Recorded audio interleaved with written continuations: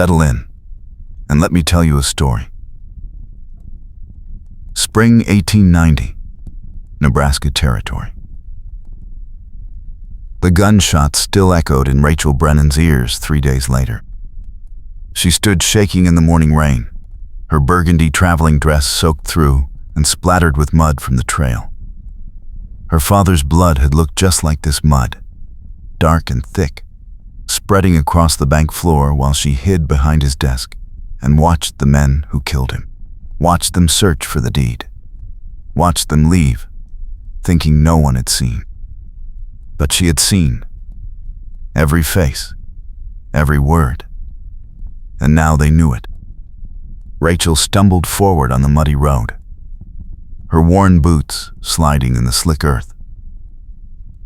The stagecoach had left her at the last town, the driver refusing to go further into territory controlled by the Wainwright Ranch. She had 20 miles left to walk to her aunt's homestead, if she could even find it, if she could stay alive that long. The sound of hoofbeats behind her made her heart slam against her ribs. She spun around, nearly losing her footing in the mud. A lone rider approached through the rain, a tall man on a black horse, his dark cowboy hat pulled low against the weather. Rachel's hand went to the small pistol hidden in her dress pocket. Her father's gun, the one thing she had grabbed before running. The rider slowed as he neared her, and she saw his face. Late 30s, maybe 40. Weathered tan skin that spoke of years under the prairie sun. Gray eyes that studied her with careful assessment. Dark blonde hair visible beneath his hat. Strong features. A light stubble on his jaw. Handsome in a rough, genuine way that made her breath catch despite her fear. His gaze traveled over her, taking in her muddy dress, her exhausted face, the way she trembled from cold and terror. "You lost, miss?" His voice was deep, quiet, careful. Rachel kept her hand on the hidden gun. "I'm fine." "You're not fine. You're soaked through and shaking." He swung down from his horse with easy grace, his boots squelching in the mud. "Storm's getting worse. You'll catch your death out here. I can manage." But even as she said it, her knees buckled. He moved fast, catching her before she hit the ground. His hands closed around her waist, strong and sure, steadying her on her feet. The touch sent a shock through her entire body, something electric and unexpected that had nothing to do with fear. She looked up into his gray eyes and saw them widen slightly, as if he felt it too. For a moment, neither of them moved.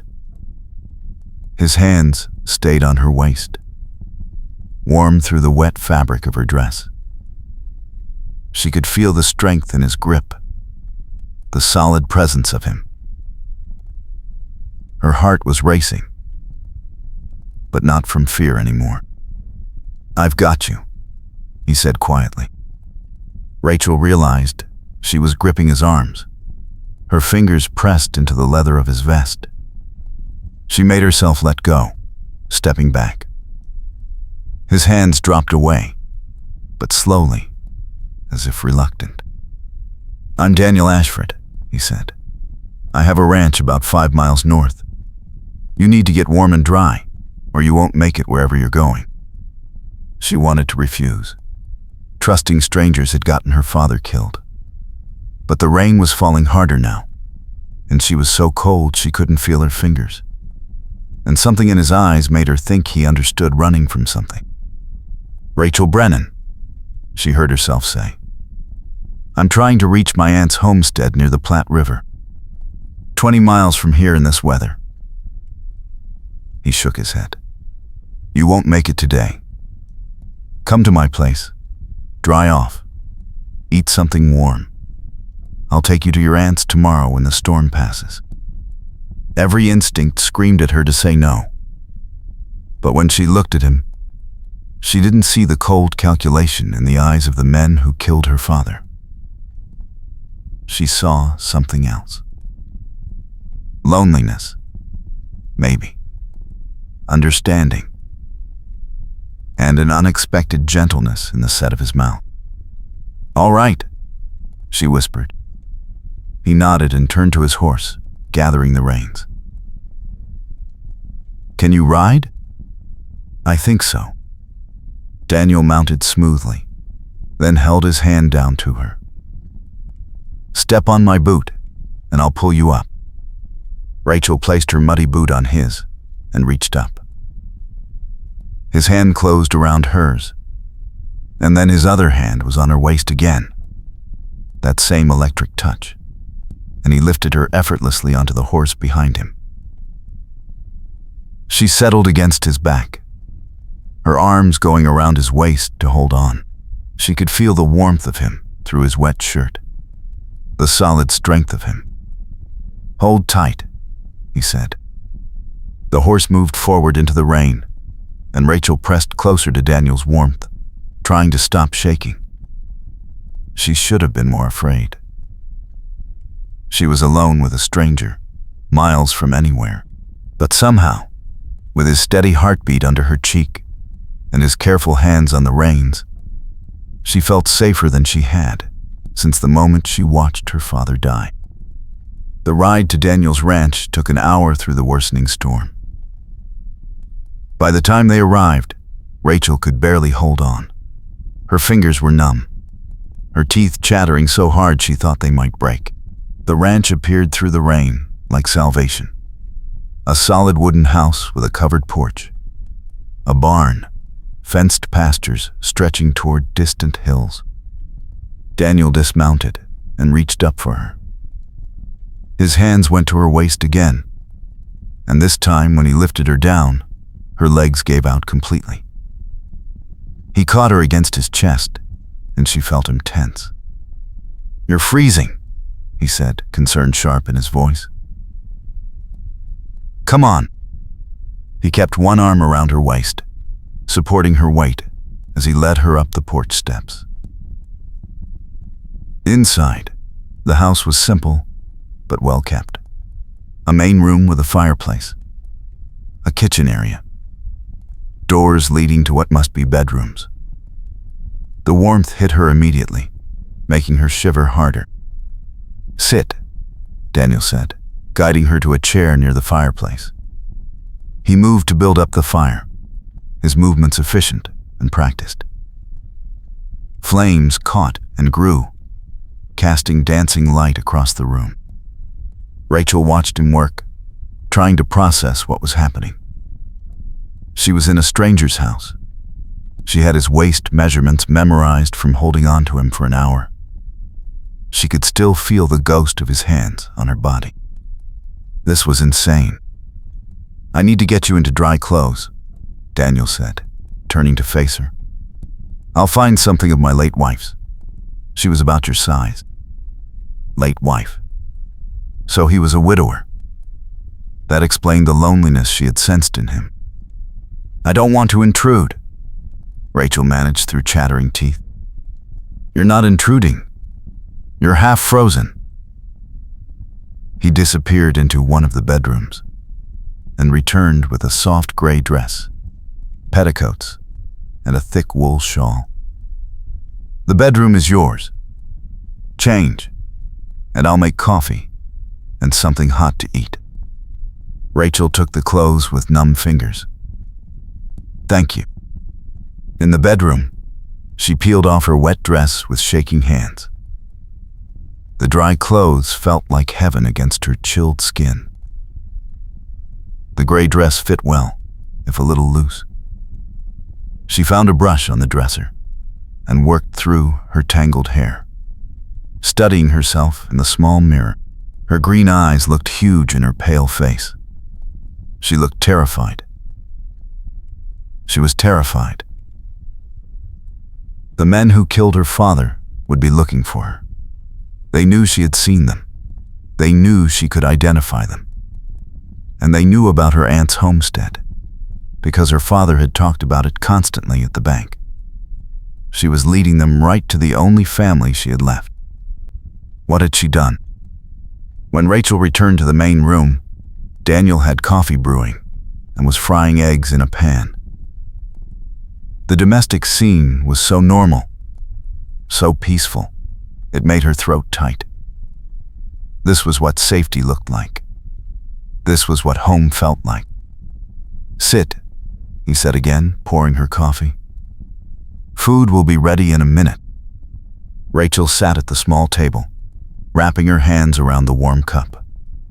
She watched him cook, noticing the ease with which he moved, the competence. He was alone here, she realized. No ranch hands, no family. Just him in this house and memories of a wife who was gone. "How long have you been alone?" she asked before she could stop herself. Daniel's hand stilled for just a moment. 3 years. She died in childbirth. The baby too. "I'm sorry." "So am I."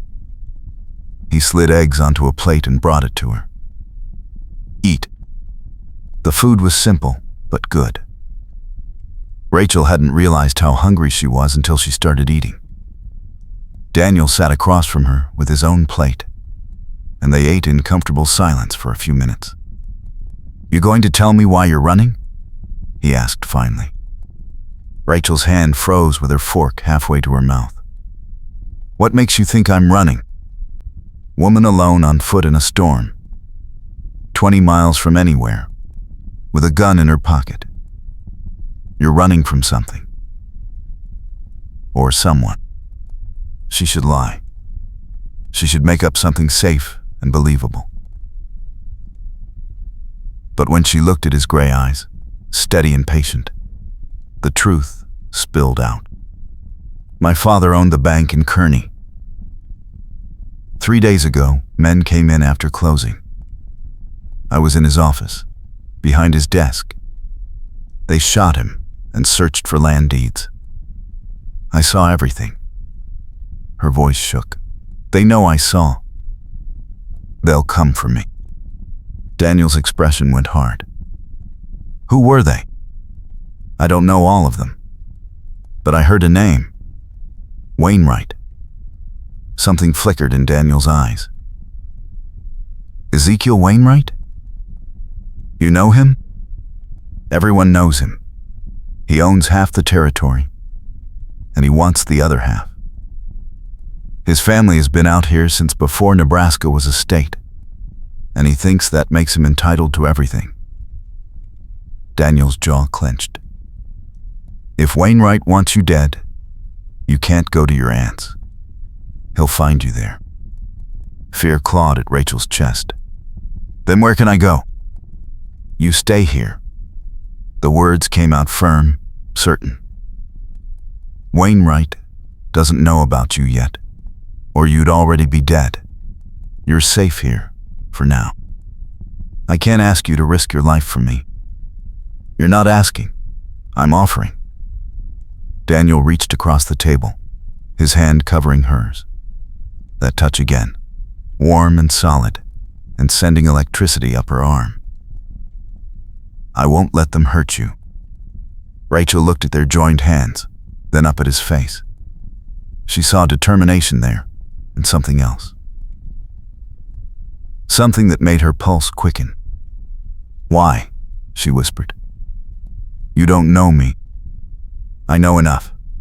His thumb moved across her knuckles, a gentle sweep that made her breath catch.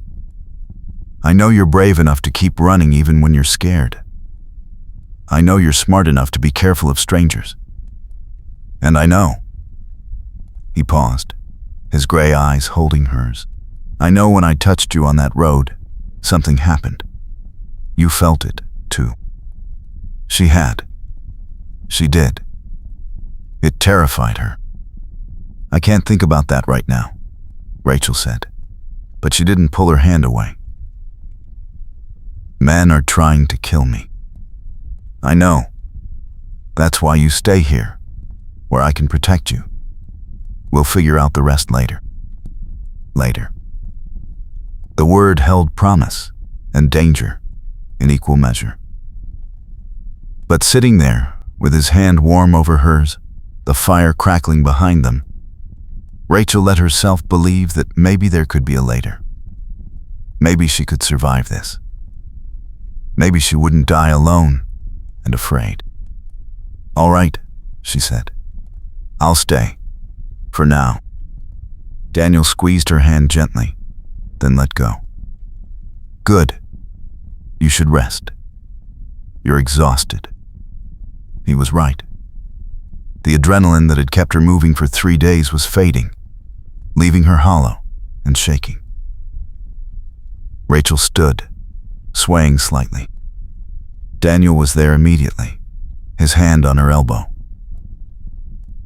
"Easy. I'm fine.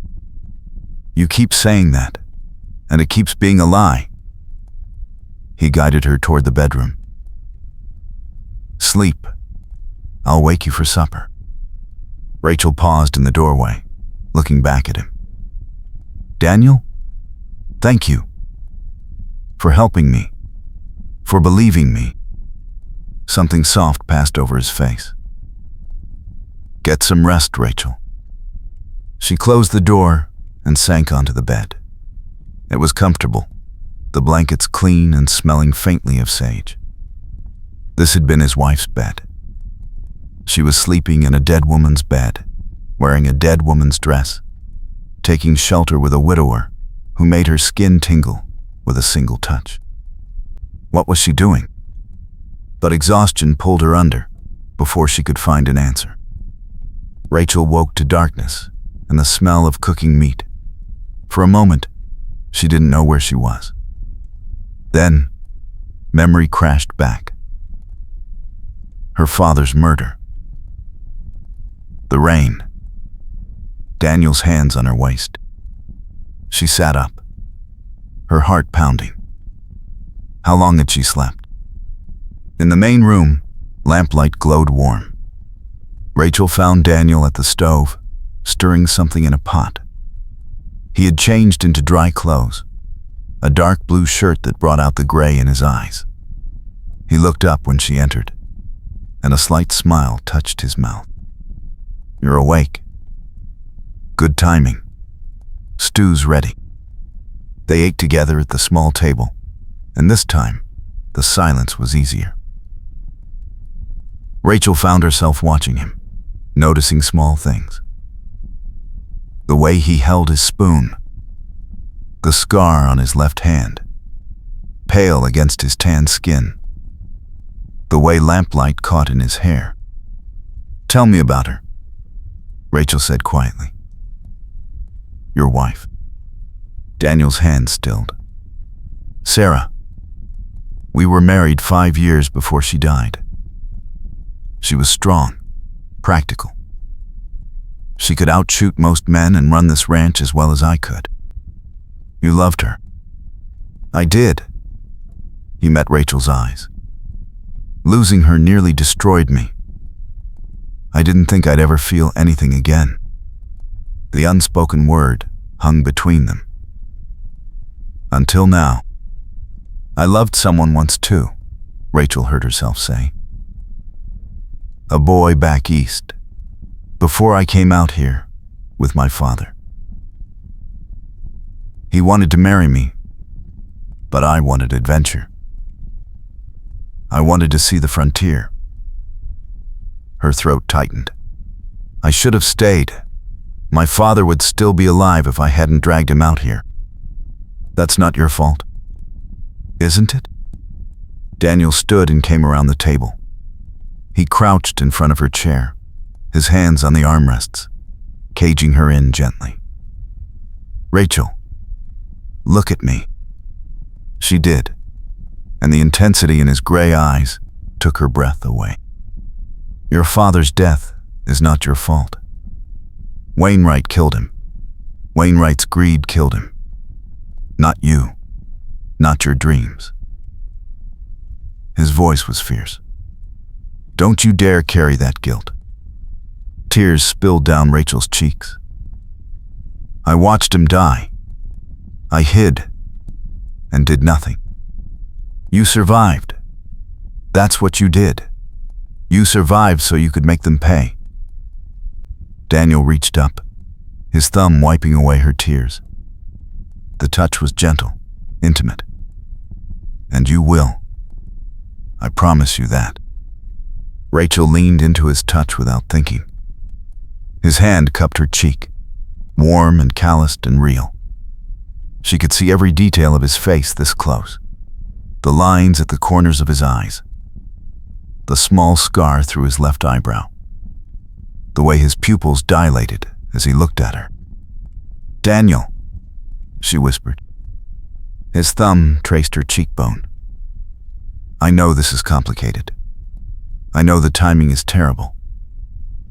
But I need you to know." He paused, his jaw working. "When I touched you today, it was the first time in 3 years I felt alive.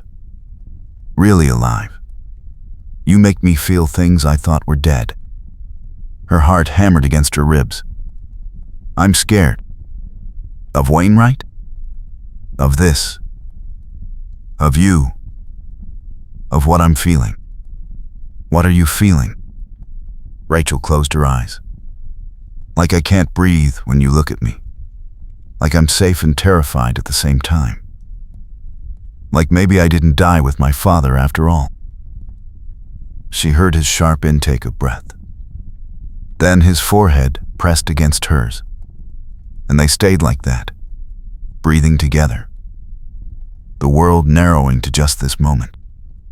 "I'm scared too," Daniel admitted quietly. "I swore I wouldn't do this again. Wouldn't let anyone close enough to hurt me. But you walked into my life in the rain, and everything changed." Rachel opened her eyes. They were so close she could count his eyelashes. "We barely know each other. I know enough. We met this morning." "I know." A smile tugged at his mouth. "Doesn't seem to matter though, does it?" It didn't. That was the terrifying part. She had known him for less than a day, and already she trusted him more than anyone except her father. Already his touch made her feel things she had never felt before. Already the thought of leaving made her chest ache. "This is crazy," Rachel whispered. "Probably. What if Wainwright finds me?" "He won't." Daniel's hand slid from her cheek to the back of her neck, his fingers tangling gently in her hair. "I won't let him. I'll protect you." "You can't promise that." "Watch me." Rachel's breath hitched. She had never been protected before. Her father had tried, but he was gentle. A banker, not a fighter. Daniel was different. She could see the steel in him, the quiet strength that came from surviving loss and hardship. He meant every word. "I should go to bed," she said, not moving. "You should." "Daniel?" She said Nord or Sposblake to me, watching for self-times and luck around her. Like Keymonth's Gus, and then Tor's Renother who said, "Their rest place where lost allows white." Loud lap giant. Cone let Grianding a din to shout of that lame. But I'll all mind a dund. Call the crime, and or spose the Tors the striking for the Donners to keep strange one. "Yeah?" She said Nord or supposed Betry, what's nus, supposed to round her. Like you mentioned in the story, where there are not her him, where there must place where lost whiles white. I'll let giant. Cone let Granding attempt to get out of them. I also minded then, call the crime and pecador spose. Don't let go yet. His fingers tightened in her hair. I won't. They stayed like that until the fire burned low. And finally, reluctantly, Daniel pulled back. He helped her to her feet, his hand lingering on hers for just a moment longer than necessary. "Good night, Rachel," Good night." In the bedroom, Rachel pressed her hand to her racing heart. This was dangerous. This was foolish. She was running for her life, and she was falling for a widower who had made it clear he never wanted to love again. But when she closed her eyes, all she could feel was his hands on her waist, steady and sure, changing everything. The next morning dawned clear and bright. Rachel woke to birdsong and the smell of coffee. She dressed quickly in the gray dress, braiding her hair back. When she emerged, Daniel was already outside, and she could see him through the window working with his horses. She poured herself coffee and stood at the window watching him. He moved with easy confidence, brushing down a brown mare, speaking to her in low tones. The horse nuzzled his shoulder affectionately. Rachel found herself smiling. There was something deeply attractive about a man who was gentle with animals. The door opened, and Daniel came in, bringing the fresh spring morning with him. "You're up." "Good. I thought we could ride the property today. I want to show you the boundaries, the safe places. If Wainwright's men come, you need to know where to hide." The reminder of danger made Rachel's smile fade. "You really think they'll find me?" "I think we should be prepared." Daniel poured himself coffee. "But first, breakfast." They worked together in the kitchen, an easy partnership that felt natural despite how little time they had known each other. Rachel fried eggs while Daniel made biscuits. They moved around each other smoothly, and when his hand brushed her waist as he reached for a plate, the touch sent that same electric shock through her. Their eyes met, and Rachel saw the awareness in his gaze. He felt it too, every time they touched. After breakfast, Daniel saddled 2 horses. "You said you can ride?" "My father taught me when I was young." "Good." He helped her mount the brown mare, his hands on her waist again, and Rachel bit her lip against the sensation. This couldn't keep happening. She couldn't react like this every time he touched her. But she did. They rode out into the spring morning, the prairie spreading around them in waves of green. Wildflowers dotted the grass, purple and yellow and white. The sky was clear blue, washed clean by yesterday's rain. It was beautiful, peaceful, exactly the kind of place Rachel had dreamed about when she begged her father to move west. And now, men wanted to kill her in this beautiful place.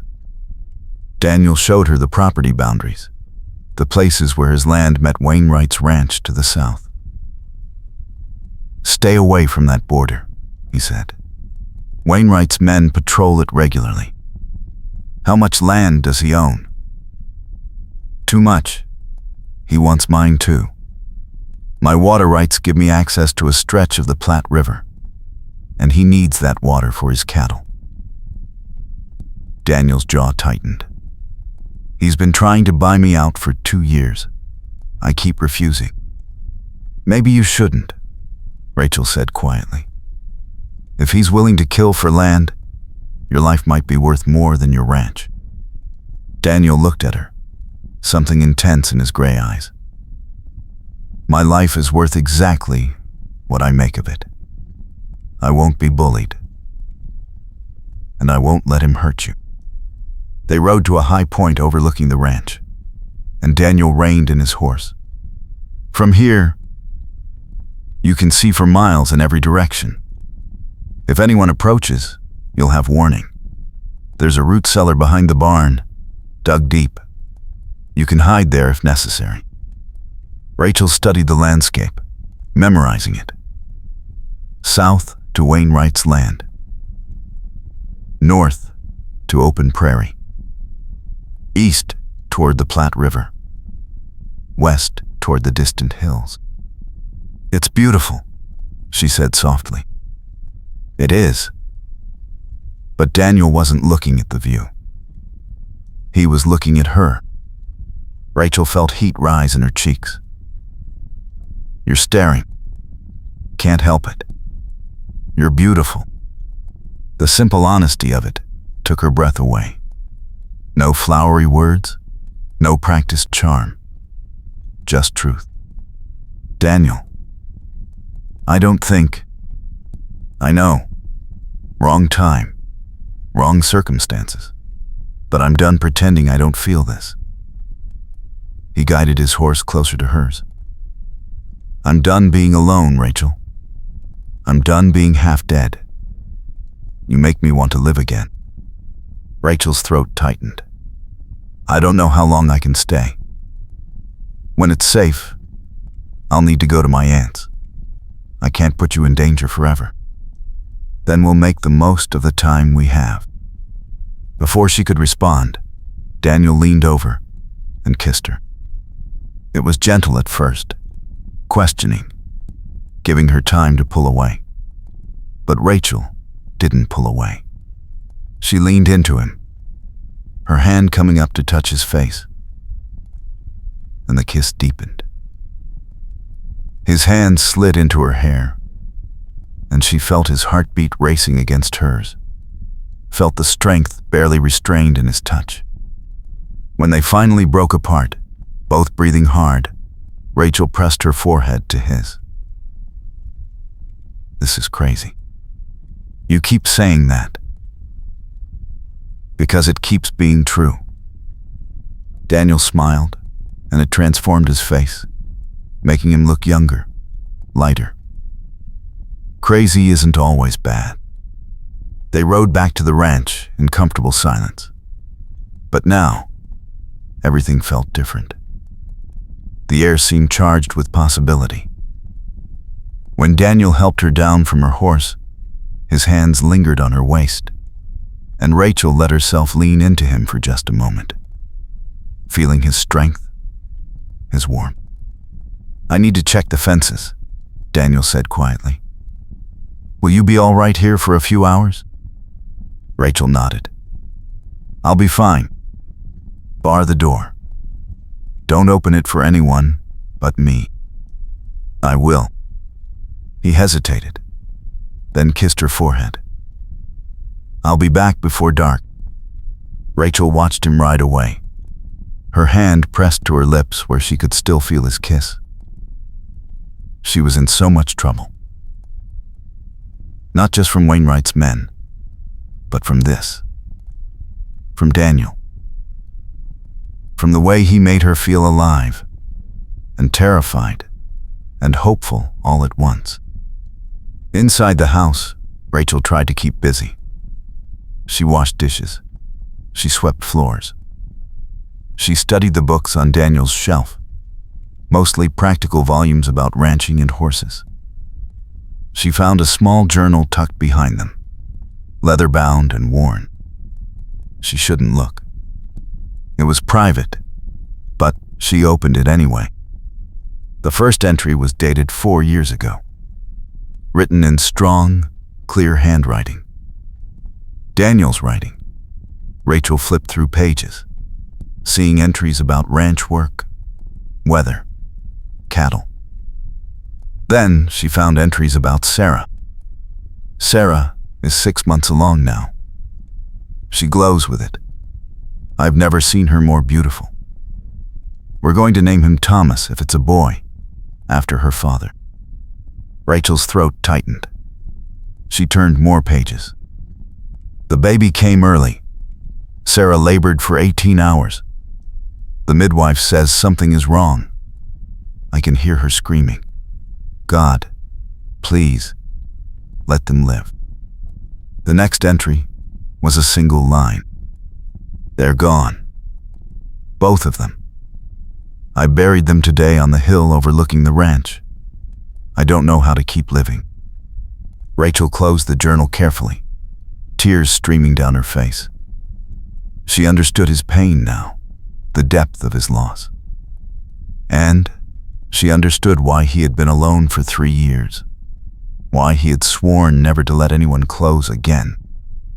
What they were doing was dangerous for both of them. A sound outside made Rachel freeze. Hoofbeats. Multiple horses. Her heart slammed into her throat. She grabbed the journal and shoved it back on the shelf, then ran to the window. 3 riders approached from the south, from the direction of Wainwright's land. Daniel had said to hide. The root cellar behind the barn. Rachel grabbed her father's pistol from where she had hidden it under the mattress. She checked that it was loaded with shaking hands, then slipped out the back door. The barn was 50 yards away across open ground. She ran, her dress tangling in her legs, her breath coming in gasps. Behind the barn, she found the cellar door, a wooden hatch set into the ground. She pulled it open and climbed down the ladder into darkness. At the bottom, she pulled the door closed over her head and crouched in the dark, listening. Footsteps above. Men's voices. Ashford's place. Check the house. Boss said to search everywhere. The girl might be here. Rachel pressed her hand over her mouth to muffle her breathing. They knew. Somehow, Wainwright knew she was here. House is empty. Recent cooking, though. Someone's been here. Check the barn. Footsteps directly overhead. Rachel could see thin lines of light through the gaps in the cellar door. She raised the pistol, pointing it at the door with both hands the way her father had taught her. If they opened that door, she would shoot. She wouldn't go without a fight. Nothing here. Just horses. Where the hell is Ashford? Probably out on his land. We wait. Rachel's heart sank. They were going to wait for Daniel to come back. They were going to ambush him. She couldn't let that happen. Carefully, quietly, Rachel climbed back up the ladder. She pressed her ear to the door, listening. The men were talking, their voices coming from near the house. She eased the door open a crack and peered out. 3 men, all armed. 2 standing near the porch, 1 checking the barn entrance. They wore the rough clothes of ranch hands, but their guns were expensive, well maintained. Professional killers, not cowboys. Rachel recognized one of them. He had been in her father's bank. He was one of the men who shot him. Rage flooded through her, hot and sharp. These men had destroyed her life. They had murdered her father in cold blood. And now, they were here to kill Daniel too. No. Rachel checked her pistol again. 6 shots. 3 men. She was a decent shot, but not good enough to take 3 armed men in a fair fight. She needed an advantage. The horses. The men's horses were tied near the house, and one of them was stamping nervously, spooked by something. If she could scatter the horses, create a distraction, maybe she could even the odds. Rachel slipped out of the cellar and moved along the back of the barn, staying low. She could see the horses clearly now. Beautiful animals, too good for men like these. She reached the edge of the barn and paused, gathering her courage. Then she fired 2 shots into the air. The horses reared and bolted, pulling their reins free. The men shouted and ran after them. Rachel aimed carefully at the man she recognized from the bank and squeezed the trigger. The shot went wide, hitting the porch post next to him. He spun around, gun raised, and Rachel dove behind a water trough as bullets splintered the wood above her head. There! Behind the trough! Rachel fired again, and this time she hit one of the men in the shoulder. He went down with a scream. 2 left. 4 shots remaining. She needed to move. They would flank her position in seconds. Rachel ran for the barn entrance. bullets kicking up dirt at her heels. She made it inside and climbed the ladder to the hayloft, her hands slipping on the rungs. Below, she heard the men enter the barn. "Come out, girl. Make this easy on yourself." Rachel pressed herself flat in the hay, trying to control her breathing. She could see them through gaps in the floorboards. The man from the bank and another, both searching methodically. "Ezekiel wants you alive if possible," the man called out. "Says you're more valuable as a witness we can control than a dead martyr. Come out, and we won't hurt you." Lies. They would kill her the moment she surrendered. "What did my father do?"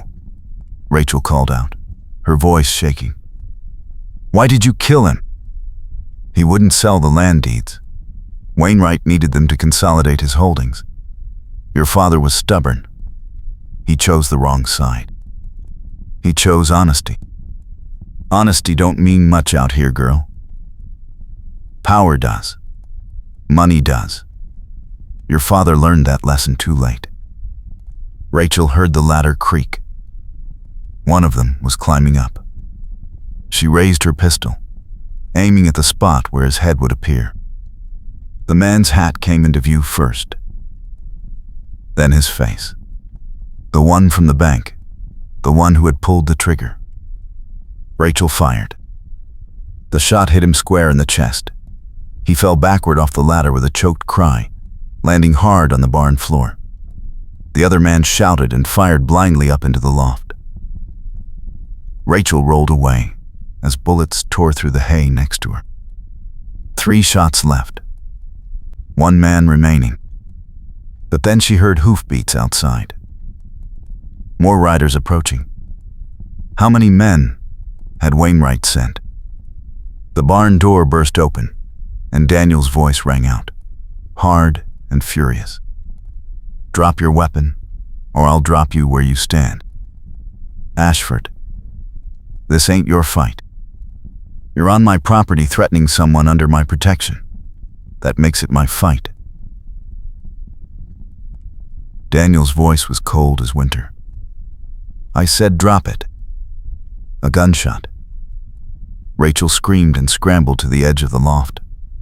Below, the second man lay on the ground, and Daniel stood in the doorway, rifle raised and smoking. "Rachel!" Daniel called out. "Are you hurt?" "I'm here." Her voice came out shaky. "I'm not hurt. Come down." Carefully, Rachel climbed down the ladder on trembling legs. When she reached the bottom, Daniel was there, pulling her into his arms, his hands running over her to check for injuries. "Are you all right? Did they touch you?" "I'm fine. I shot one of them. The one from the bank." She was shaking so hard she could barely stand. "They were waiting for you. They were going to ambush you." Daniel's arms tightened around her. "You saved my life. They killed my father." Rachel pressed her face against his chest. "One of them was there. He said Wainwright wanted the land deeds. That's why they killed him." "I know." Daniel's voice was grim. "The one I shot told me everything before he died. Wainwright has been systematically killing or driving out anyone who won't sell. He's building an empire, and he doesn't care who gets hurt." Rachel pulled back to look at him. "The third man got away. The one I wounded. He'll tell Wainwright I'm here." "I know." Daniel cupped her face in his hands. "We need to move fast. There's a marshal in North Platte, 3 days' ride from here. We take what evidence we have, and we go to him." "Evidence?" "These you Nord are supposed Pitry, by evidence, supposed to rounder. Like you mentioned in the story, where they're on the station. Where they're my place, where lost allows white. Al lap tired. Kon le pri the attensi kiner. Klaus Almeidas damit, called a quim petecable spose. The land deeds, your testimony. The bodies of these men. Daniel's gray eyes were hard. We end this. We make Wainwright pay for what he's done. Rachel nodded, trying to find her courage. All right. When do we leave? Tomorrow at first light. Tonight we prepare. He kissed her forehead, then her lips. Gentle despite the violence of the moment. You were incredibly brave. And incredibly foolish. You could have been killed. So could you. I'm not worth as much. Rachel grabbed his shirt, pulling him down to meet her eyes. Don't say that. Don't you ever say that. You're worth everything to me. The words hung between them. Too much too soon, but undeniably true. Daniel's expression softened, and he kissed her again, deeper this time, with an edge of desperation. We should go inside, he said against her lips. There might be more coming. They dragged the bodies behind the barn and covered them with canvas. Inside the house, Daniel barred the door and windows while Rachel made coffee with shaking hands. The reality of what had happened was sinking in. She had shot a man, killed him, watched him fall. She should feel guilty. She should feel horror. But all she felt was grim satisfaction. That man had murdered her father. He deserved what he got. Here. Daniel pressed a cup of coffee into her hands. Drink. Rachel sipped it, the warmth helping to steady her. I've never killed anyone before. I know. I'm not sorry. You shouldn't be. He would have killed you without hesitation. Daniel sat beside her at the table, his hand covering hers. You did what you had to do to survive. My father always said violence never solved anything. Your father was a good man, but he was wrong about that. Daniel's voice was gentle. Sometimes, violence is the only language evil understands. You fought back. That took courage. Rachel looked at their joined hands. I was so scared. Being brave doesn't mean not being scared. It means doing what's necessary despite the fear. He lifted her hand to his lips, kissing her knuckles. You're the strongest woman I've ever met, Rachel Brennan, including Sarah. The comparison should have hurt, but it didn't. It felt like a gift, an acknowledgement that she was becoming important to him, that he was letting her into spaces his wife had occupied. Tell me about her, Rachel said. Please, I want to know. Daniel was quiet for a long moment. She was practical and tough. She could birth a calf and cook a perfect meal and shoot straight. She didn't complain when things were hard. She just worked harder. You miss her. I do. But missing her doesn't mean I can't care about you. He met Rachel's eyes. For 3 years, I thought my life was over.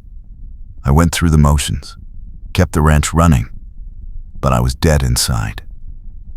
Then you stumbled into my life in the rain, and everything changed. It's only been 2 days. Feels like longer.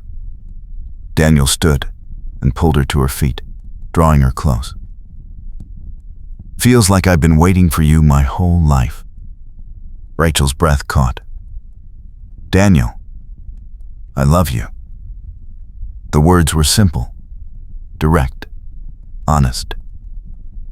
I know it's too soon. I know it's crazy. But it's true. I love you, Rachel. And whether we have 2 days or 50 years, I want to spend every moment of it with you." Tears spilled down Rachel's cheeks. "I love you too. I've loved you since you caught me on that road. Since you put your hands on my waist and looked at me like I mattered." Daniel kissed her, and it was different from before.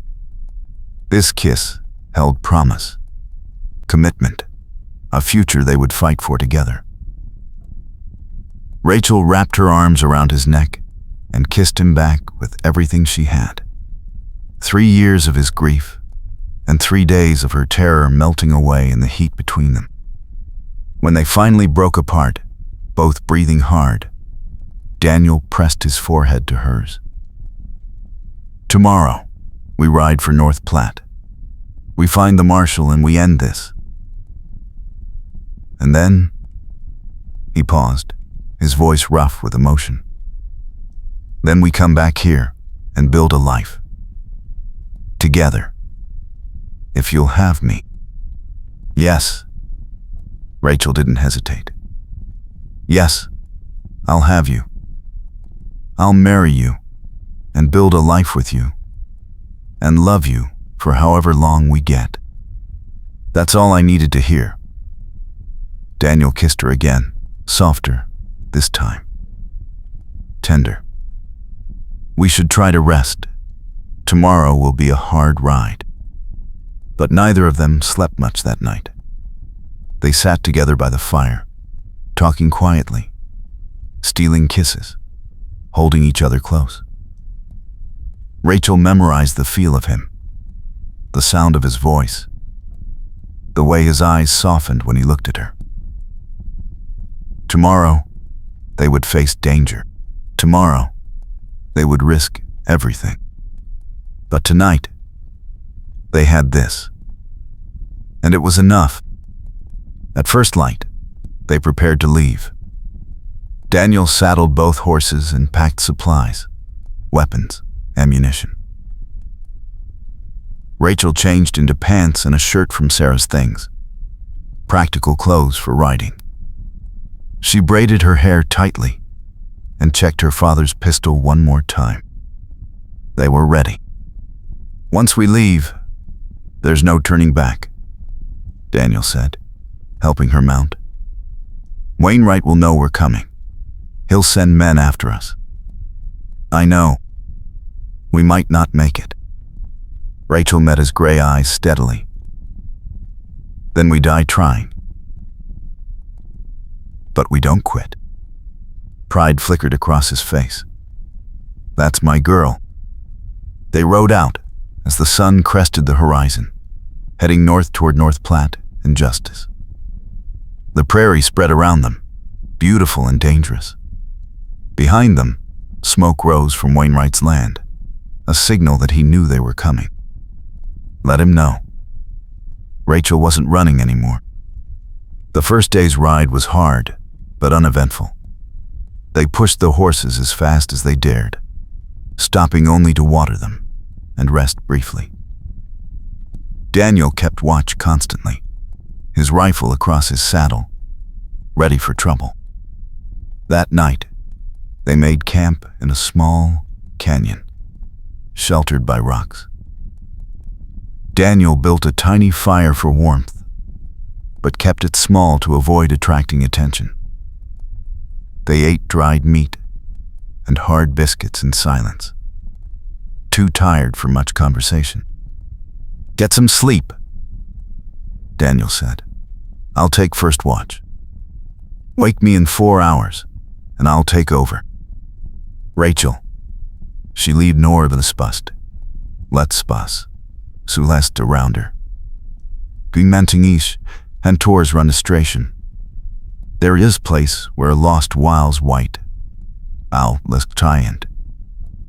Cone like dranding attend to get out in her. I also might have done, call the cawing the placador spose. I can shoot. I can keep watch. We're partners. Remember? She touched his face gently. "Let me help." He nodded and kissed her palm. 4 hours. Rachel wrapped herself in a blanket and lay down near the fire.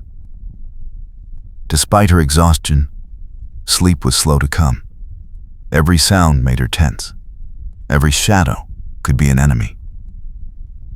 But eventually, with Daniel's solid presence nearby, she drifted off. She woke to Daniel's hand on her shoulder and his voice low in her ear. "Riders. At least 4, maybe more. Coming from the south." Rachel was on her feet instantly, grabbing her pistol. "How far?" 10 minutes. Maybe less. Daniel was already kicking dirt over the fire. "We need to move." They mounted quickly and rode deeper into the canyon, looking for defensible ground. Daniel led them up a narrow trail to a rocky outcropping that gave them a view of the canyon below. "Here," he said, dismounting. "We can see them coming, and they'll have to come at us uphill." They tethered the horses behind the rocks and took positions. Rachel's heart pounded as she watched the canyon entrance. Moonlight illuminated the landscape in shades of silver and shadow. Then she saw them. 6 riders, moving carefully through the canyon, tracking them. Wainwright's men. Daniel raised his rifle, sighting down the barrel. "When I shoot, you shoot too. Aim for the horses if you can't hit the men. We need to scatter them." Rachel nodded, raising her pistol with both hands the way her father had taught her. She picked a target, a rider in the front, and waited. Daniel fired. His shot took down the lead rider's horse. The animal screamed and went down, throwing its rider. Rachel fired at another horse and missed. She fired again and hit it in the leg. The horse reared and bolted, carrying its rider away. The other men scattered, taking cover behind rocks.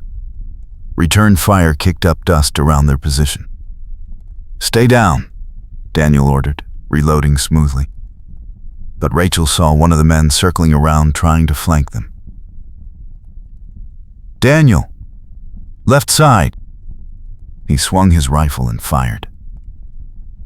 The man tumbled from his horse with a cry. 4 men left. The fight lasted 20 minutes.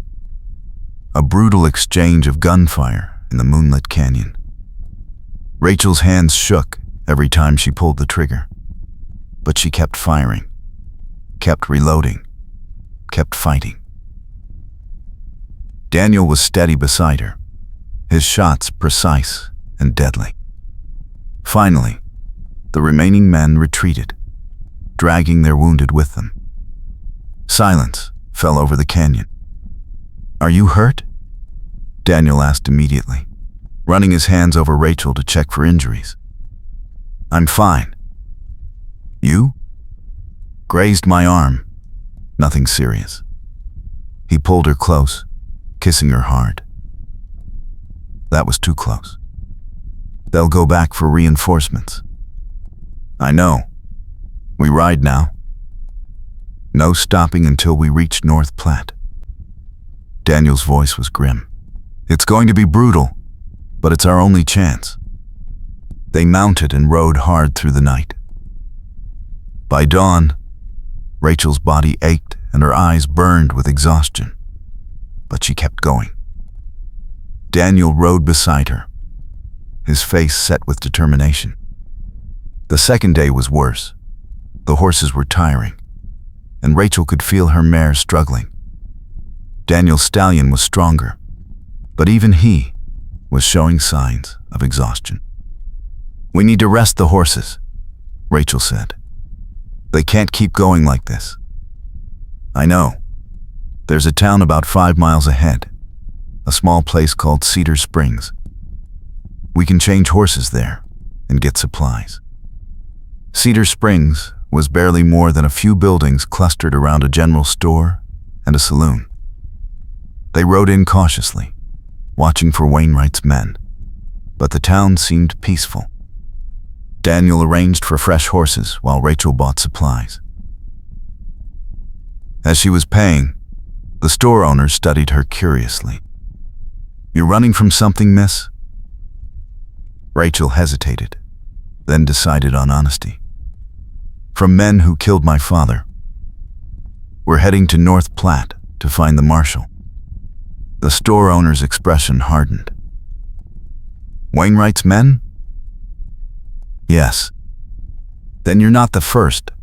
He's been terrorizing this whole territory for years, and nobody's been able to stop him." The man leaned closer, lowering his voice. "Marshall in North Platte is on Wainwright's payroll. You go there, you're walking into a trap." Rachel's blood ran cold. "What?" "It's true. Half the law in this territory answers to Wainwright. You need to go further, to Omaha. Federal marshal there, name of Garrett. He's been trying to build a case against Wainwright for months. You give him your testimony, you might actually have a chance." Rachel thanked him and ran to find Daniel. She told him everything, and she watched his face go hard. "Omaha," he said. "That's 5 more days' ride. Can we make it?" "We have to." Daniel took her hand. "Come on. We need to move before Wainwright's men catch up." They rode out of Cedar Springs on fresh horses, heading northeast toward Omaha. The land changed as they traveled, from prairie to rolling hills to scattered farmland. Each day they pushed hard, and each night they made camp in hidden places, always watching, always listening. And each night, Daniel held Rachel close, and they talked about the future, about the ranch they would build together, about children they might have someday, about growing old side by side. It gave them hope, those whispered dreams in the darkness. On the 4th day out from Cedar Springs, they saw Omaha in the distance, a real city with buildings and streets and crowds of people.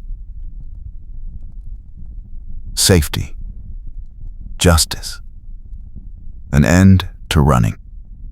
They made it to the federal marshal's office just before sunset.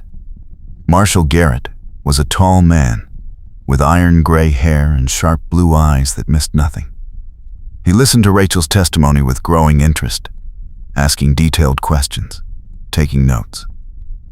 "This is exactly what I've been waiting for," he said when she finished. "An eyewitness to one of Wainwright's murders, plus evidence of claim jumping and intimidation. With your testimony, I can get a warrant for his arrest." "How long?" Daniel asked. "A few days to organize a proper force. Wainwright has 30 armed men at his ranch. We need enough deputies to overwhelm them." Marshal Garrett studied them both. "You'll need to stay in Omaha until the trial. I'll arrange protection." Rachel looked at Daniel, and she saw her own exhaustion and relief reflected in his eyes. "We'll stay," she said. They spent a week in Omaha while Marshal Garrett assembled his force. Rachel gave her official testimony to a judge. Daniel made arrangements to have his ranch looked after by a neighbor he trusted. And together, they walked the city streets, ate in restaurants, slept in a real bed in a hotel room. They didn't share the bed, not yet. Daniel was old-fashioned about such things, and Rachel respected that. But they spent every waking moment together, and each day Rachel fell more deeply in love with him. On the 8th day, Marshal Garrett came to their hotel with news. "We ride tomorrow. 50 deputies, all federal. We arrest Wainwright and his top men. You'll both need to come to identify them and testify." "We'll be ready," Daniel said. That night, unable to sleep, Rachel stood at the hotel window watching the city lights. Daniel came up behind her, wrapping his arms around her waist, pulling her back against his chest. "What are you thinking?" he asked softly. That tomorrow everything changes. Either Wainwright goes to prison, or... She couldn't finish the sentence. He goes to prison. We've come too far for any other outcome. Daniel turned her in his arms, so she faced him. And then, we go home. We get married. We build the life we've been dreaming about.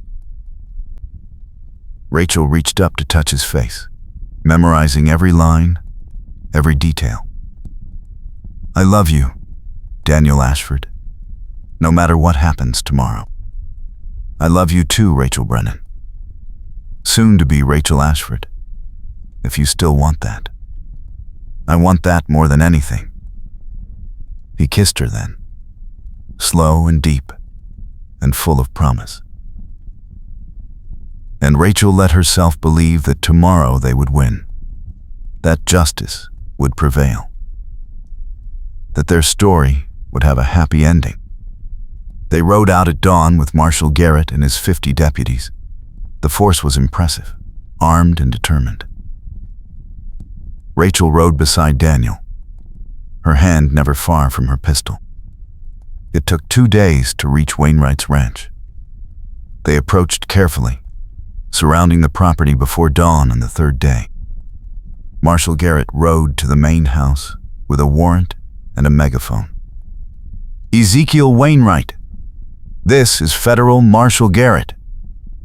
You are under arrest for murder, conspiracy to murder, claim jumping, intimidation, and bribery of federal officials. Come out with your hands up. For a long moment, nothing happened.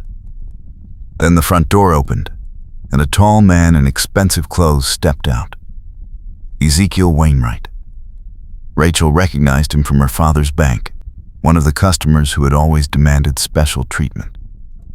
He looked at the assembled deputies with cold calculation. Then, he smiled. You have no proof, he called out. We have an eyewitness to your man shooting Thomas Brennan in cold blood, Marshal Garrett replied. We have testimony from a dozen people you've intimidated or driven off their land. We have bodies. We have everything we need. Wainwright's smile faded. His hand moved toward his gun. Don't, Marshal Garrett warned. But Wainwright drew anyway. Daniel was faster. His rifle shot took Wainwright in the shoulder, spinning him around. He dropped his gun and fell to his knees. Deputies swarmed forward, surrounding the house, arresting Wainwright and every man on his property. It was over in minutes. Rachel dismounted on shaking legs. She walked up to where Wainwright knelt, bleeding and defeated, and looked him in the eyes. You killed my father, she said quietly. You thought you could get away with it. You were wrong. Wainwright spat blood. You're nothing. This territory belongs to my family. Not anymore. Rachel turned away from him, walking back to Daniel. She didn't need to see more. Justice was being served. The trial lasted 3 weeks. Rachel testified for 2 full days, detailing everything she had seen. Other witnesses came forward, people who had been too afraid before. The evidence was overwhelming. The jury deliberated for 2 hours. Guilty on all counts. Ezekiel Wainwright was sentenced to hang for murder. His ranch was seized, his assets frozen, his empire dismantled. The men who had worked for him scattered to the winds, and the territory finally breathed free. Rachel and Daniel returned to his ranch 3 days after the sentencing. They rode up to the house at sunset, and Rachel felt tears sting her eyes at the sight of it. Home. This was home now. Daniel helped her down from her horse, his hands on her waist, that same touch that had started everything. But now there was no danger, no fear, just love and the future stretching ahead of them. Welcome home, he said softly. Home, Rachel repeated, tasting the word. I like that. They went inside, and the house felt warm and welcoming. Daniel built up the fire while Rachel put on coffee. They moved around each other with practiced ease, a partnership forged in danger and sealed in love. So, Daniel said when they were settled at the table with their coffee, when do you want to get married? Rachel smiled. As soon as possible. Tomorrow, if we can arrange it. Tomorrow might be pushing it. But next week? Daniel reached across the table and took her hand. I don't want to wait any longer than necessary. I've wasted 3 years being alone. I won't waste another day. Next week, Rachel agreed.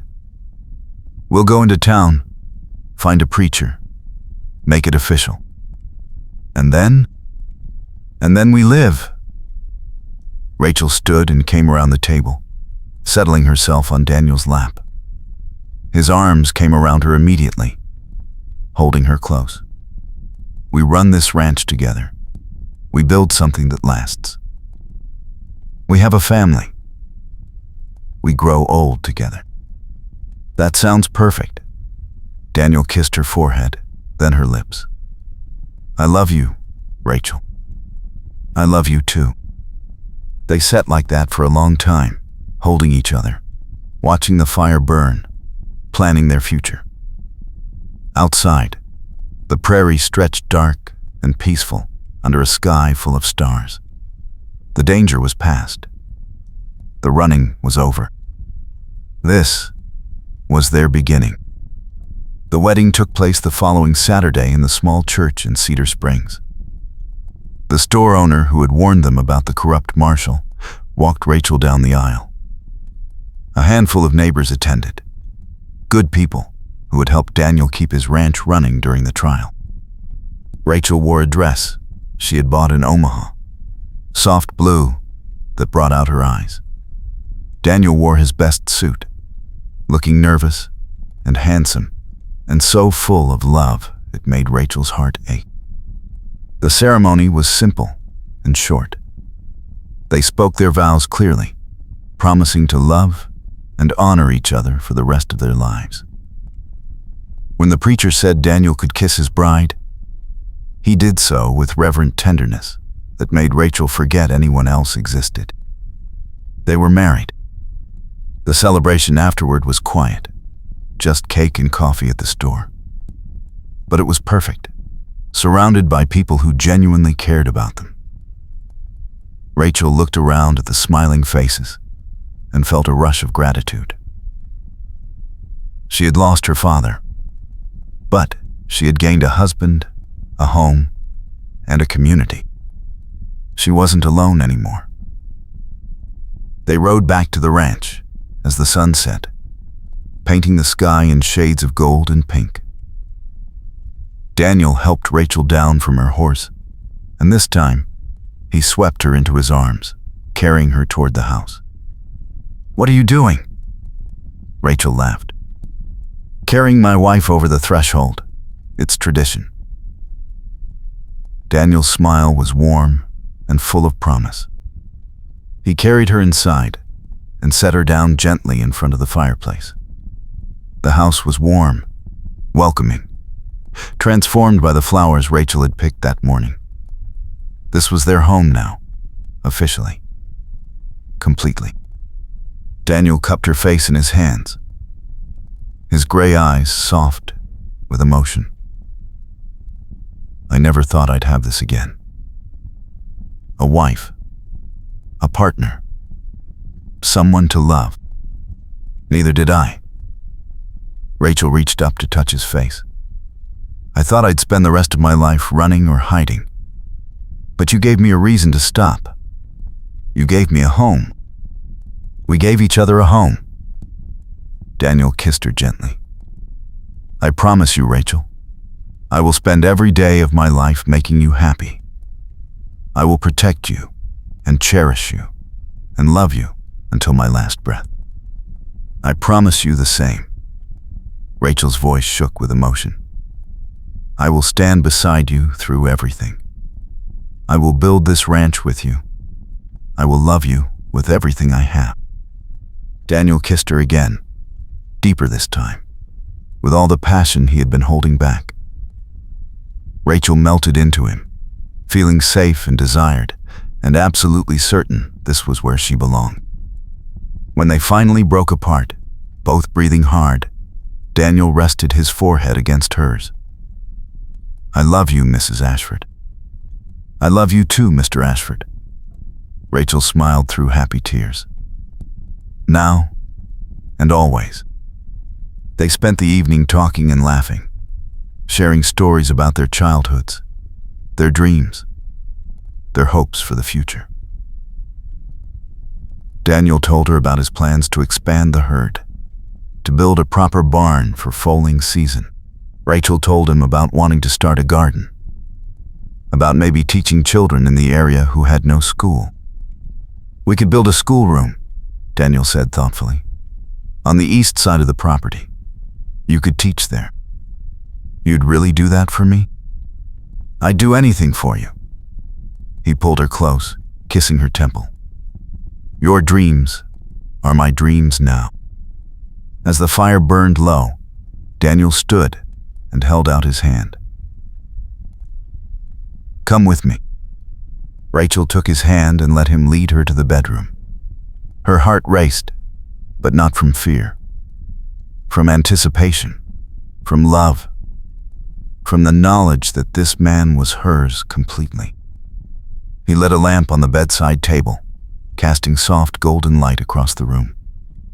Then he turned to her, his hands gentle as he began removing the pins from her hair. The chestnut waves tumbled down around her shoulders, and Daniel ran his fingers through them with reverence. You're so beautiful, he whispered. I can't believe you're mine. I'm yours, Rachel confirmed, reaching up to unbutton his suit coat. And you're mine. They undressed each other slowly, with tender care and growing passion. When Daniel finally lifted her onto the bed, Rachel felt no fear, only trust and love and overwhelming desire for this man who had saved her life and captured her heart. He kissed her deeply, his hands gentle but sure as they explored. I love you, he murmured against her lips. My wife. My Rachel. I love you, she whispered back, pulling him closer. The night passed in warmth and tenderness. Two people who had been alone finding completion in each other. Daniel was patient and gentle, making sure Rachel felt safe and cherished. And Rachel gave herself completely, holding nothing back. When morning light finally crept through the window, they lay tangled together, content and exhausted and deeply in love. Daniel propped himself on one elbow, looking down at Rachel with wonder. Good morning, Mrs. Ashford. Rachel smiled sleepily. Good morning, husband. Any regrets? Not a single one. She reached up to touch his face. This is everything I ever wanted. You are everything I ever wanted. He kissed her softly. Then let's go make breakfast and start our first full day as husband and wife. They dressed and made breakfast together, moving around the kitchen with easy partnership. Daniel made coffee while Rachel fried eggs and bacon. They ate at the small table, their knees touching, stealing glances and smiles. What should we do today? Rachel asked. Whatever you want. It's our first day. Daniel reached across to take her hand. Although I should check on the horses and the fences. Spring storms can damage things. I'll come with you. I want to learn everything about running this ranch. Pride flashed across Daniel's face. Then let's go together. They spent the morning walking the property together. Daniel showed Rachel how to check the fences for damage, how to read the signs of the land. She listened carefully, asking questions, wanting to understand every detail of their life here. In the barn, Rachel met all the horses properly. The brown mare she had ridden nuzzled her shoulder affectionately. "She likes you," Daniel said. "She's yours now, if you want her." "Really?" "Really. Every rancher's wife needs a good horse." He smiled. "What will you name her?" Rachel thought for a moment, running her hand along the mare's neck. "Hope. Because that's what she carried me to. Hope and a future." "Hope it is." Daniel kissed Rachel's cheek. "Perfect name." They worked together through the afternoon, repairing a section of fence that had been damaged in a storm, checking on the cattle grazing in the east pasture. Rachel's muscles ached from the unfamiliar work, but she didn't complain. This was her life now, and she loved every moment of it. As the sun began to set, they stood together on the hill overlooking the ranch. Daniel's arm was around Rachel's shoulders, and she leaned into his warmth, feeling utterly content. "This is ours," Daniel said softly. "All of it. We built this together." "We did." Rachel looked up at him. "And we'll keep building for the rest of our lives." "For the rest of our lives," he agreed, kissing her forehead. That evening, they sat on the porch together, watching the stars come out.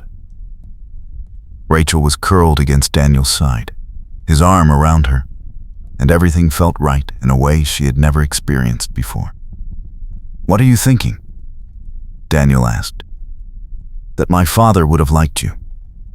He would have been happy knowing I found someone who loves me the way you do. I wish I could have met him." "Me too." Rachel was quiet for a moment. "I think he'd be proud of me, of how I fought back, of how I didn't let fear win. He'd be very proud. You're the strongest person I know." Rachel smiled. "We make each other strong." "Yes, we do." Daniel pulled her closer. "Rachel?" "Thank you." "For what?" "For stumbling into my life in that rainstorm. For trusting me. For loving me. For giving me a reason to live again." His voice was thick with emotion. "You saved me just as much as I saved you." Rachel turned in his arms to look at him. In the starlight, she could see the love in his eyes, the gratitude, the deep contentment. This man was hers. This life was hers. This happiness was real and earned and forever. "We saved each other," she said softly. "That's what love does." Daniel kissed her, slow and sweet and full of promise. And Rachel knew with absolute certainty that this was her happy ending and her new beginning all at once. They sat like that until the stars filled the sky completely. Two people who had found each other against impossible odds, who had fought for their love and won. The prairies stretched peaceful and quiet around them, and somewhere in the distance, a coyote called to the moon. Inside the house, the fire burned warm. Outside, the land promised prosperity. And between them, love burned brightest of all. Rachel thought about everything that had led her here. Her father's death, the terror of running, the rain-soaked road where Daniel had found her, the touch of his hands on her waist that had changed everything, the gunfights and the trial and the victory. It had all been worth it. Every moment of fear, every tear, every desperate prayer. Because it had led her here, to this man, to this life, to this moment of perfect peace. "I'm happy," she said simply. Daniel tightened his arms around her. "So am I, happier than I ever thought possible. What do you think tomorrow will bring?" "More of this. Work and love and building our life together." He kissed the top of her head.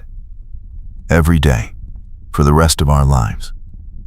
That sounds perfect. And it was. They had survived the storm and found shelter in each other. They had faced down evil and emerged victorious. They had taken broken pieces and built something whole and beautiful and lasting. This was their happily ever after, earned through courage and sealed with love. And as the stars wheeled overhead and the fire crackled inside, Rachel Ashford knew she was exactly where she belonged. In Daniel's arms. In this home. In this life they would build together. Day by day, year by year, forever.